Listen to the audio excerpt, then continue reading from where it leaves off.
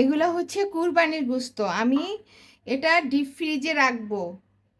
আমি এখন গোশত 3বার ধুয়ে ভালো করে ধুয়ে পরিষ্কার করে নিয়েছি, পানি ঝরিয়ে নিয়েছি। আমি কোনো পানি দিব না, এটার মধ্যে আমি লবণ দিয়ে দিব। আমি লবণ দিয়ে দিব। এই লবণে গোশতের থেকে পানি উঠে যাবে লবণ দেওয়ার পর। চুলাটা জ্বালিয়ে দিলাম এবং আমি কোনো পানি দিব না। গোশতের থেকে যে পানিটা উঠে যাবে সেই পানিতেই আমি এটা সিদ্ধ করে নিব আধা ঘন্টা। আমি এটা ঢেকে দিলাম। আমার গোশতটা সিদ্ধ হয়ে গেছে। এখন আমি এটা পানি ঝরা দিব। পানিটা ঠান্ডা হলে একটা তেল বের হবে, ওই তেলটা দিয়েই এই গোশতটা ভাজা ভাজা করো নর্মালে।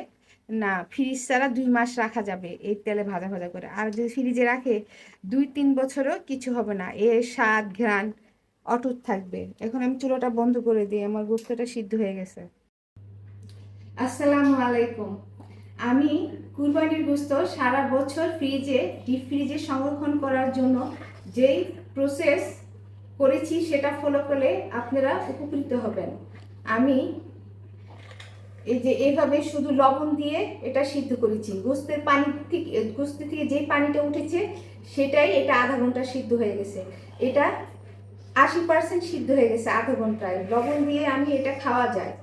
80% সিদ্ধ হয়ে গেছে। আমি একটা খেয়ে দেখাচ্ছি। এটা খাওয়া যায়, লবণ আছে। আমি এটা ডিপ ফ্রিজে সংরক্ষণ করব যাতে এটার স্বাদ ঘ্রাণ অটুট থাকে। আর যদি কাঁচা গোস্তটা রাখা হয় তাহলে ওটা কিছুদিন পর গন্ধ হয়ে যায়, খাওয়ার উপযুক্ত থাকে না। এই প্রসেস ফলো করলে 100-এ 100 ফ্রেশ খাবার খেতে পারবে। ঠিক আছে, আমি এখন কুরবানির গোস্তটা ফ্রিজে রাখবো।